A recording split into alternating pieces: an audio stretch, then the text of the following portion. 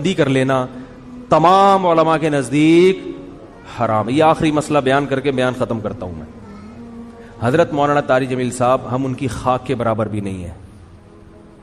ان سے اللہ نے جو ہدایت کا کام لیا اس کا 10واں حصہ بھی ہم نہیں کر سکے۔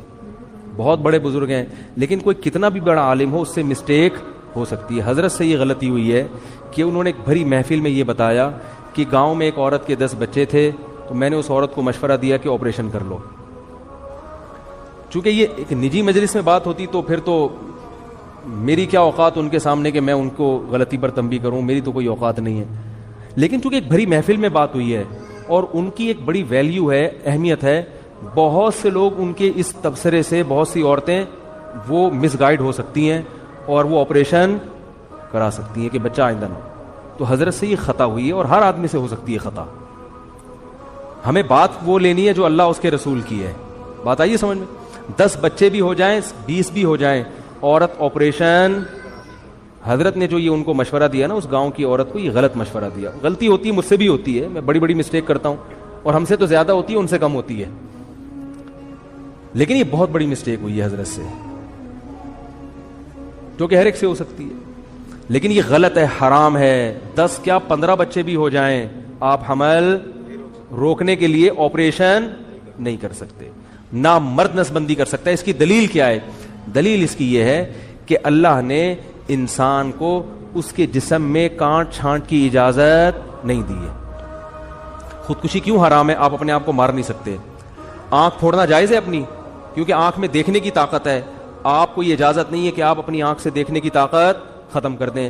کانوں میں اللہ نے سننے کی طاقت رکھی، آپ کان کی خودکشی نہیں کرا سکتے، یعنی جیسے اپنے آپ کو نہیں مار سکتے تو کسی عضو کو بھی نہیں مار سکتے آپ۔ بات آ رہی ہے سمجھ میں؟ تو اسی طرح یاد رکھو، عورت میں جو اللہ نے قوت تولید رکھی ہے، کوئی ایسا طریقہ اختیار کرنا کہ یہ سرے سے قوت ہی ختم ہو جائے، تو عورت نے اپنے اس عضو کو ناکارہ بنا دیا۔ تو جیسے آنکھ کو اندھا بننا جائز نہیں آپ کے لیے، ناک کاٹنا، کان کاٹنا جائز نہیں، تو اسی طرح عورت کے لیے قوت تولید ختم کرنا حرام ہے، کیونکہ یہ قرآن کے بالکل خلاف ہے۔ قرآن میں آتا ہے کہ شیطان نے یہ کہا کہ میں ان کو حکم دوں گا فَلَا يُغَيِّرُنَّ خَلْقَ اللَّهِ، اللہ یہ اتنے باغی ہو جائیں گے کہ تیری بنائی ہوئی تخلیق کو تبدیل کرنے شروع کر دیں گے۔ یہ یعنی تو نے جو جس ڈیزائن میں پیدا کیا ہوگا نا، اس تخلیق کو کیا کر دیں گے یہ۔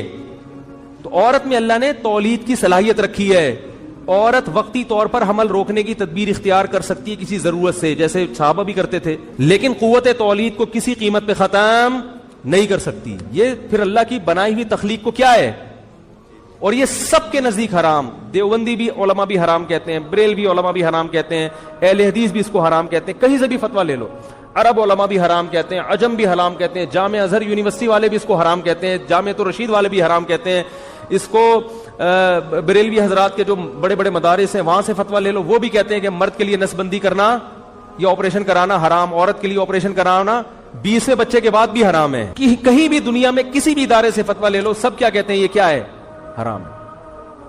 تو مجھے اس لیے وضاحت سے کری کہ حضرت کے جو فتویٰ ہے نا، اس کا حضرت کی جو ایک تبصرہ تھا، ہر ایک سے خطا ہوتی ہے، اس کا لوگ غلط فائدہ، یعنی غلط یوز نہ ہو جائے اس کا، کیونکہ ہماری ذمہ داری ہے کہ فوراً ہم اس پہ تنبیہ کرتے ہیں بھائی یہ حضرت سے مسٹیک ہوئی ہے۔